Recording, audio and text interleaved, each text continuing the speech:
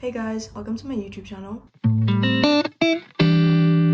So in today's video, I'm going to be showing you guys how I edit and film my YouTube videos without a professional camera or like a professional editing app. Everything is free, and I want to show you guys how you can edit like good quality videos without having to pay for anything. With the editing app that I use and how I film, anyone can do it and everyone's capable of doing it. And I'm going to explain everything piece by piece and show you guys on the screen so you guys will be able to see everything. And yeah, this is basically how you can edit good quality YouTube videos without having to pay for a professional camera or professional editing app or anything like that. Okay, so I do have notes that I might look down at, so if you see me looking down, that's why. For editing, I edit on my phone because it's easier. It's more controllable, if that makes sense, because on a laptop, I find it difficult having to like use the mouse pad, and like it's not ideal when I could just do it on my phone. I also find that it's way quicker to do it on my phone. It could take me like under an hour to edit a YouTube video on my phone, where it would take me like 3 hours to do it on my MacBook. Let me start screen recording so I can show you guys on the screen. I basically just open CapCut. I use CapCut because it's the most ideal app and it's free and it has all the features you would need for a YouTube video basically, and it's very like self-explanatory, so it's very easy to use. I would usually edit things on iMovie, but since I found CapCut, I've just used this straight because it's got everything I need. So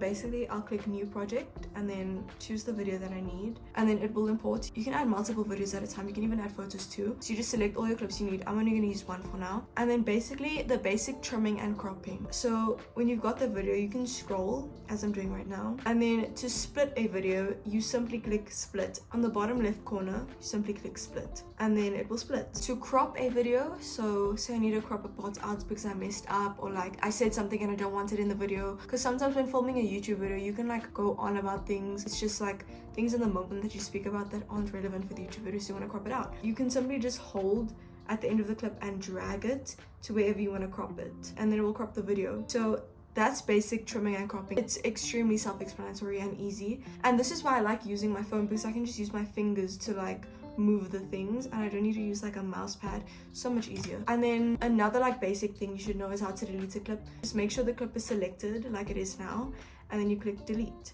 It's literally as simple as that. That's for any clips you've like cropped out or you don't need, or so I would say that's the basics, like cropping, trimming and deleting, because that's how you get the base of your video. The next thing that you'll need to know is how to add text. Now I also like CapCut because of the fonts that they have. They have so much options of fonts, and you can add your own fonts into CapCut. So you can basically use whatever font you want. When the clip is selected, you need to like unselect it by clicking anywhere around the black area at the bottom, and then you'll see an option. It's the third option on the bottom row, and it says text, which is obviously how to add the text. So you'll click that and you'll click add text, and you can type whatever you want. So for example, I'll type welcome to my channel, and then it's on the screen. You can just use your fingers to like make it bigger or smaller, move it around, whatever. And then to change the font, you click font, and you can scroll. There's so many fonts on here. Like I feel like you don't even need to import like your own fonts. They have everything. But if you do want to, you click add font onto the side. There's a plus button and it will take you to your files. Now to download a font to your files, you'll need to use a website like the font. It should be pretty self-explanatory. If you go onto that website, you scroll, you find a font you want, and you'll click download.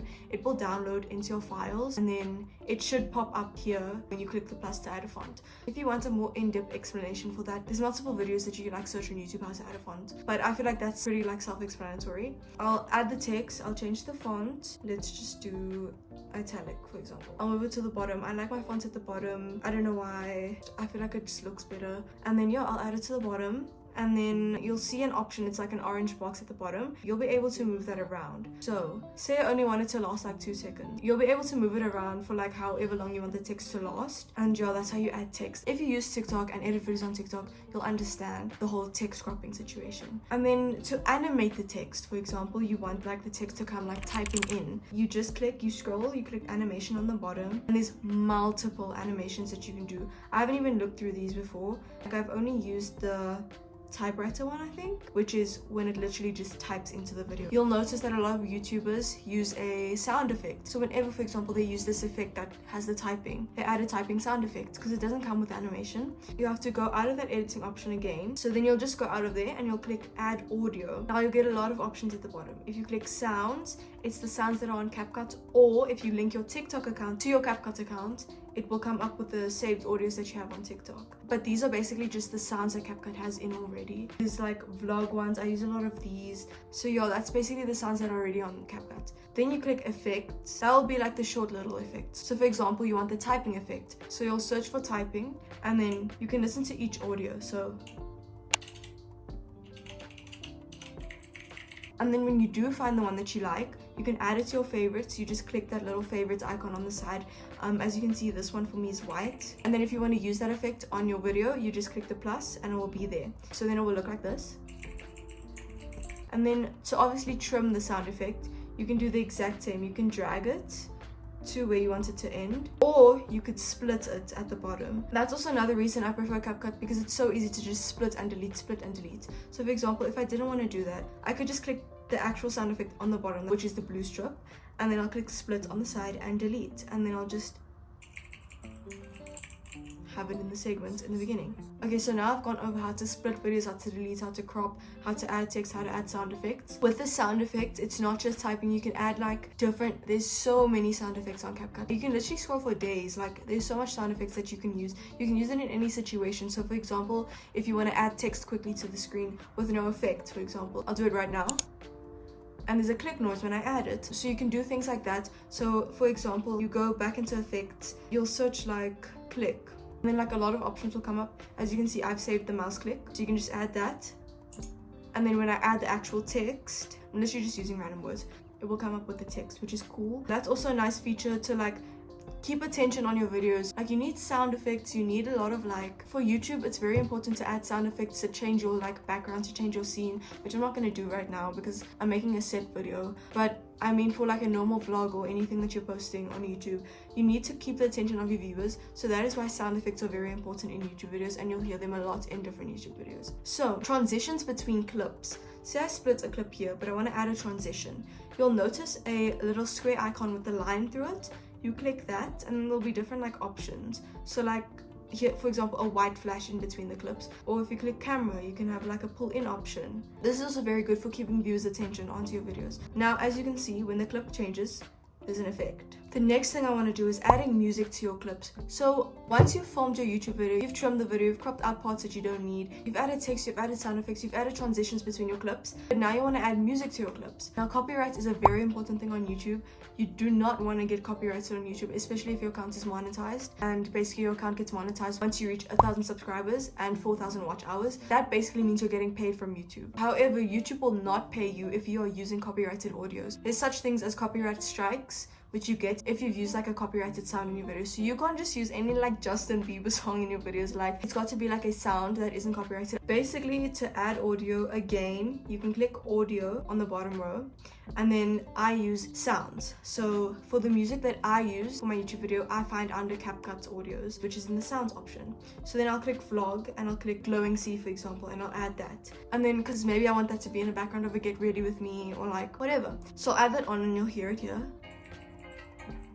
But then obviously whenever you add a sound to your video, you need to make sure it's copyrighted. Now I have no actual like real method of like guaranteeing that the sound isn't copyrighted. What I use is, this is also another reason why I love CapCut. If you click audio again, it will say copyright check on the bottom row. You can click that and it will do a copyright check on your video. Obviously my video says copyright check passed, which means I haven't used an audio that is copyrighted, but it's not always accurate. 99% of the time it's accurate for me. But I did notice that once when I loaded my video onto YouTube, I was about to schedule the video. YouTube does an automatic copyright check while you're processing your video. Like before you upload your video, needs to process, and YouTube does an automatic copyright check.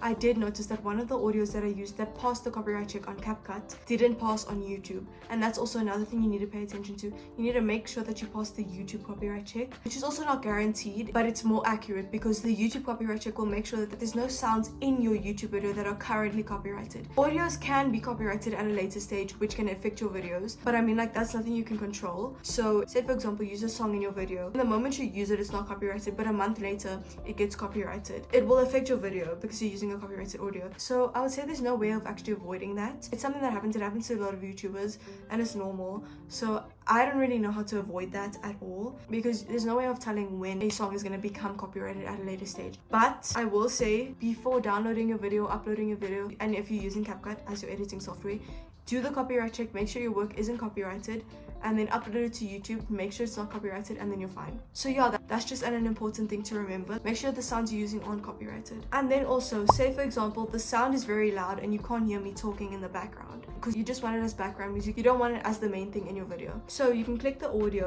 at the bottom. You'll see it will be like highlighted. And then you click volume on the bottom row and you can alter the volume up to 1,000. So you can go from 0 to 1,000. For example, I usually put it at like 5 if I want it to be really soft in the background.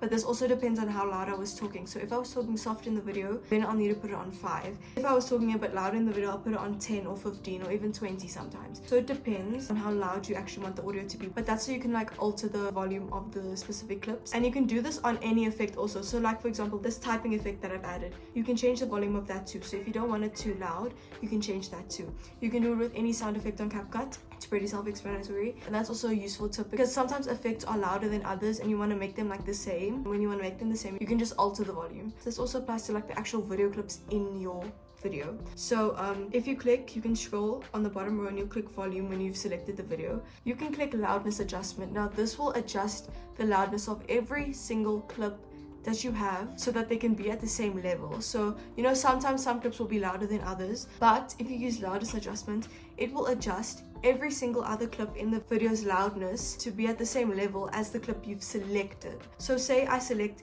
this clip and this clip is a really loud clip, for example, and I click loudness adjustment, this will adjust every single other clip to be as loud as this selected clip. So that's basically what it is. That's also another good thing because sometimes some scenes are too loud than others. You don't want your viewer to have to like put the volume down and up and down and up the whole time. It's not ideal. Also, another thing with like trimming and cropping, I'll go back to that quickly because I forgot to mention this. If you split like a clip, for example, like I'll split like a few times here, you can select a clip, you can tap and hold and drag it wherever you want. So say I wanted this clip in the beginning, I've now moved it to the beginning. So that's also another thing. If you want to make an introduction but you want to use a clip in your introduction that's in the end of the YouTube video, you can just tap, hold and drag it and it will move. Another thing is overlays, for example. Okay, now how to add an overlay, which is like things like this that pop onto the screen. It's actually really easy. So on the main menu, you'll see an overlay button. You click overlay and you click add overlay. Now it's going to take you into my camera roll. That's scary, but anyways. So you can choose anything that you want to add.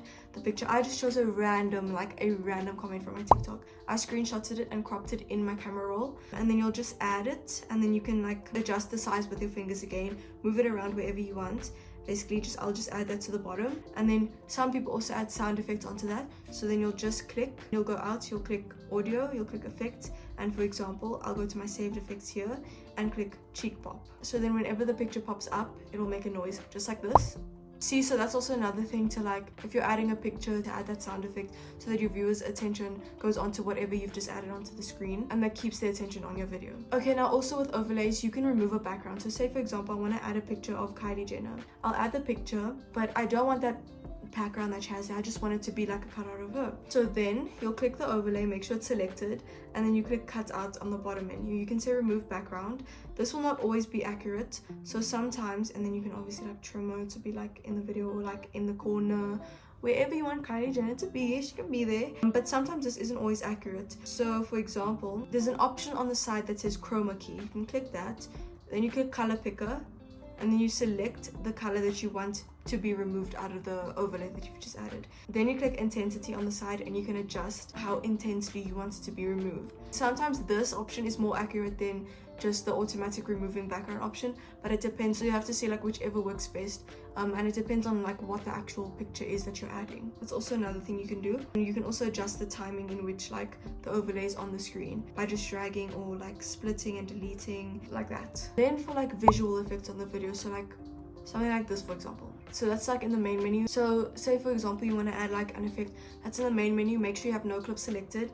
Then you'll just scroll until you see effects. And there's video effects, body effects, photo effects, I use video effects. I don't need the other effects. For example, I'll click opening and closing, and then I'll click like blurry focus, for example. That you can use like in an opening of your video, like if you want it to look like a camera's like focusing or whatever. As you can see, there's multiple effects. There's literally effects for anything. There's even like, I think the face effects are like face filters. Like you can add like funny face filters and stuff like on CapCut. It's insane how many things you can do on this app, and it's free. So you can also drag things like this. So say I wanted in the beginning of my video, I can drag it until the beginning. As you can see, it was like my camera was like focusing, you know? So you can add effects like that. That's also another thing that's good for keeping your viewers' attention in your video. For things like a thumbnail, for example, this is a separate app that I use. I use Fonto. It's also completely free. I like this app because again, there's multiple fonts that you can use on there, and you can download your own fonts onto that app. Whenever you're filming a YouTube video, you need to make sure that you're taking photos throughout the day, throughout the filming of the actual video. So for example, say I'm filming a like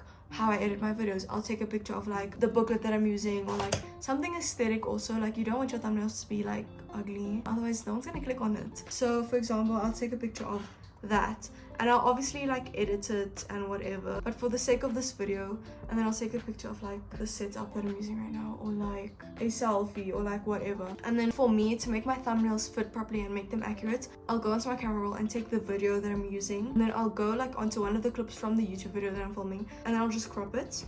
And that's how you know what size your thumbnail needs to be. So then I'll go into Fonto. So now I'm on a completely different app. I click the camera icon, and then I click photo albums. You can use whatever other option comes up if it applies to you, and then I'll click the picture that I just screenshotted and cropped. The reason I do this is because that picture is the size of the YouTube video, if that makes sense. It's the same size as the screen of the YouTube video, so I know that my thumbnail will fit onto it, if that makes any sense. If it doesn't, don't worry, it's not even that serious. There are obviously other ways to like make layouts. Like you can use like PixArt, for example. Like there's different layout apps that you can use to make like photo layouts and photo collages, but I don't do that personally.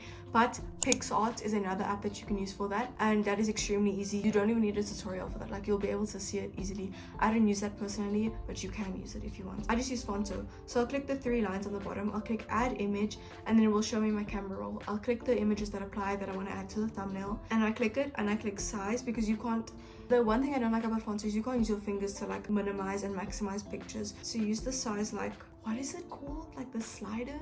You use the slider, and then you can like move it. So as you can see, there's parts of the picture that I've just added that's going over the base image that I'm using. That will crop out once you save the image. Make sure you remember that. If there's anything going over the base image that you've used, it will crop out once you save the image. So make sure everything's within it. But for example, like I don't need like the extra parts that's laying out, so I won't change it. And then you just add, you keep adding image. So I'm literally using the like most stupid pictures because I'm just trying to like show you guys an example. There's your thumbnail. It's really stupid, I know. I'll save the image so I can show you guys like how it crops out. So let me just add a filter so that I don't get angry because it looks so bad. Now to add text, you literally just click the picture and it will say add text, and you can add whatever text you want. So I'll say how to edit YouTube videos, for example. You can drag this to wherever you want. You can click size, you can alter the size of it. And then also a lot of people like using the curve. I even use the curve, I like it a lot. So that basically you just scroll on this option menu, you click curve, and then you can also just like move the little slider. There's also a nice option,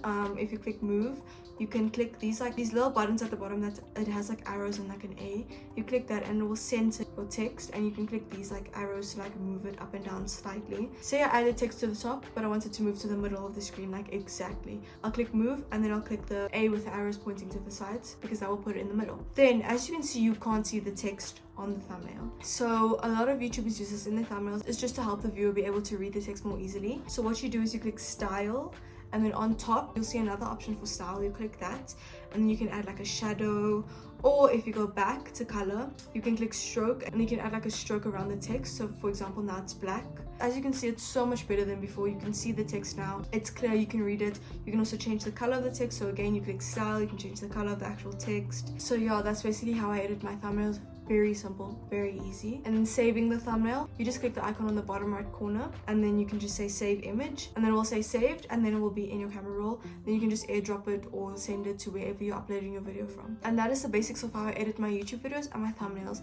I promise you, if you're using CapCut and Fonto, you'll figure it out. All you need to do is like play around with the apps. you'll figure it out. I swear it is so easy to use. But if you do need extra help, then you can obviously refer to this video. All you really need to know is the basics, because you also don't want to overdo your YouTube video. You don't want to add too many effects. You don't want it to be too busy. You want it to look more professional and simple, which is a mistake that I've made. Like in my first YouTube video, hate that video. I want to delete it because I feel like it's so bad. Like the editing, I was overdoing it. Like I was awkward in it. Anyways, that's another topic. But yeah, with editing videos, you don't want to overdo it. You just want to keep it as simple as possible, but also it needs to look as professional. It needs to be as attention grabbing as possible too. Then filming my videos, people will ask me like, how do I film my videos? How do I get the quality so good? What do I do? Like, I just film it on my phone. I literally just film it like on my phone. I have an iPhone 14 Pro Max, which is probably why the quality is so good, but I never film with the back camera like I'm doing now. I usually film with my front camera, which isn't bad quality, but if I had to film with my back camera, it would be so much better. It would be almost camera quality, I would say. But I'll show you the difference now between the front and the back. So this is the back camera, and this is the front camera. So that's the difference between them. But the reason why I didn't film on my back camera is because I can't see myself, and I don't know if I'm filming like at the right angle or whatever. But if you are filming on your phone and your phone is maybe a lower model, or the front camera quality isn't as good, you can use your back camera quality. I promise you it will be so much better. Right now I'm filming on my brother's phone. We have the same exact phones, so it will be the same quality as my usual videos. Yeah, so I've been getting the question, how do I edit, how do I film? So this is basically like a basic tutorial on what I do. I could also edit on my iPad if I wanted to. I prefer like mobile devices such as a phone or iPad. So if you don't have a professional camera or professional editing apps, you don't want to pay all that money for all these things, you can still start your YouTube channel, and your YouTube channel can still be such good quality. Trust me, if you have good videos, but you for example have like an iPhone X quality or like iPhone 7 quality even, like it doesn't matter. As long as the content of your video and your editing is good, people will watch your video. The quality obviously plays an important role, but if the content in your video is really good and the editing is really good, people will watch it regardless. I do want to obviously get a professional camera at a later stage, but right now my phone's working fine for me. So yeah, this was basically a tutorial on how I do it. If you have any other questions about anything regarding this or even regarding anything else, you can comment them and I'll reply. So thanks for watching, and I'll see you in my next video.